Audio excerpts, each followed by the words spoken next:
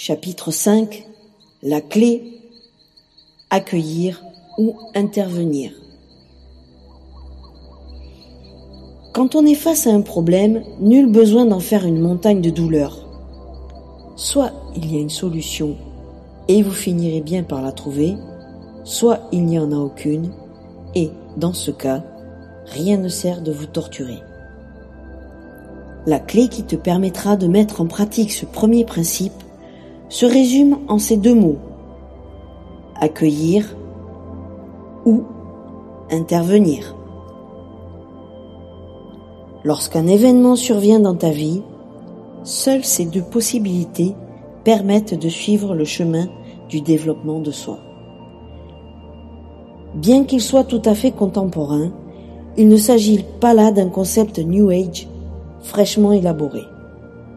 Marc Aurèle, empereur romain et philosophe, écrivait déjà au IIe siècle après Jésus-Christ: « Que me soit donnée la force d'accepter ce qui ne peut être changé, le courage de changer ce qui peut l'être, mais aussi la sagesse de distinguer l'un de l'autre. » Accueillir.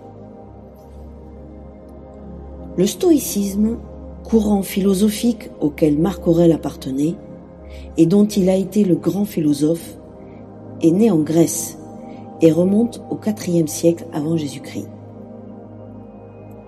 À travers le monde, l'homme a toujours cherché à atteindre un degré de sagesse tel qu'il pourrait sillonner la vie sans rien endurer.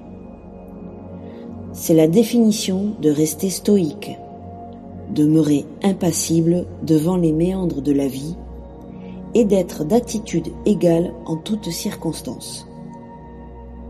Le stoïcien reconnaît faire partie d'un tout plus grand que lui et n'avoir aucun contrôle sur ce qu'il appelle les circonstances extérieures.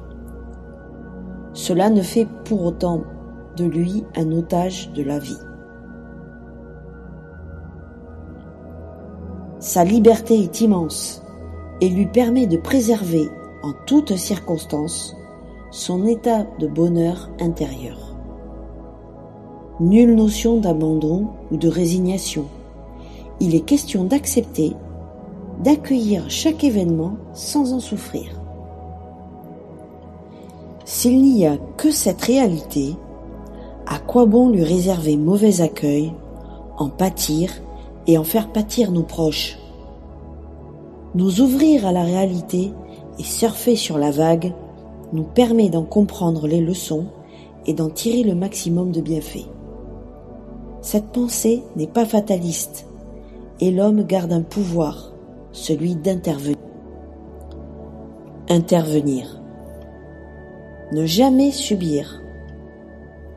Emprunté au maréchal de Lattre de Tassigny, cette maxime t'engage à l'action. Devant un fait, une réalité, devant un événement, tu as, la plupart du temps, la capacité de te mettre en mouvement pour influencer sur le résultat. Il est de ta responsabilité de jauger ta capacité et ton champ d'action et de tout mettre en œuvre pour réaliser ton plan. Cela signifie que tu ne dois pas déplacer ton problème en le passant à un autre. Toi, moi, nous avons tous des expériences à vivre. Elles font partie de notre feuille de route. Mais l'univers n'est pas cruel. Et il ne nous faudra pas vivre d'expériences si celles-ci ne figurent pas sur notre checklist. Nous ne les endurerons pas inutilement. Les choses se réalisent si elles sont dans l'intérêt individuel, environnant et collectif.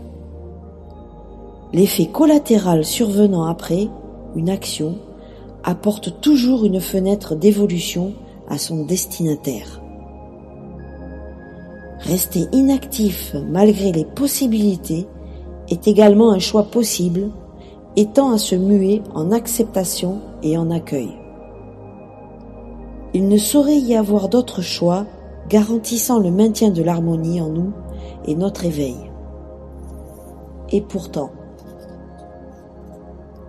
dès notre naissance, nous fonctionnons au mimétisme. Nous répétons les mots, les gestes, les attitudes de notre environnement.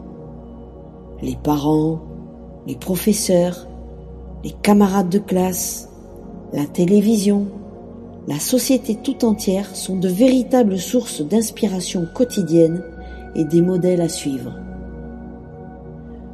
Notre siècle est décrit comme étant celui de l'insatisfaction chronique.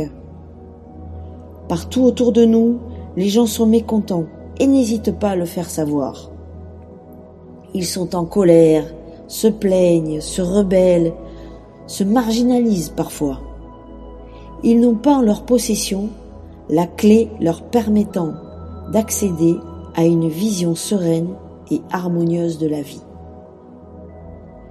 Laisse-moi te donner un aperçu de 3 façons différentes de réagir à un événement qui échappe à tout contrôle. Sauras-tu identifier la version qui est dans l'accueil, dans l'intervention ou dans la colère? La pluie. Il pleut à grosses gouttes et tu dois rentrer du travail à pied. Premièrement, ça craint, je vais arriver trempé. En plus, je sors juste de chez le coiffeur.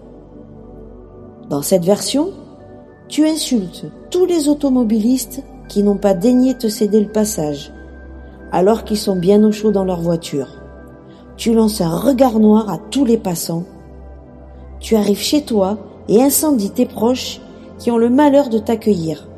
C'est à peine caricaturé. Deuxièmement, y a-t-il un parapluie à l'accueil? Ici, tu cherches une solution pour ne pas rentrer sous l'averse. Parapluie de secours, transport en commun ou taxi. Tu n'hésites pas à demander de l'aide pour trouver une solution. Troisièmement, je ne suis pas en sucre. La pluie, ça nettoie. Et tu vas même émettre une intention de purification pour te défaire des énergies accumulées récemment. Tu peux aussi vivre ce moment en pleine conscience, sans courir, juste en sentant les gouttes se poser sur ton visage.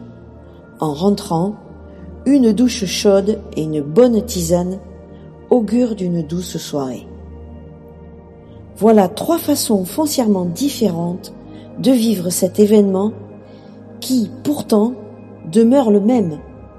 Il pleut et tu n'y peux rien. Cet exemple clôt ce chapitre et met une nouvelle fois l'accent sur ta responsabilité.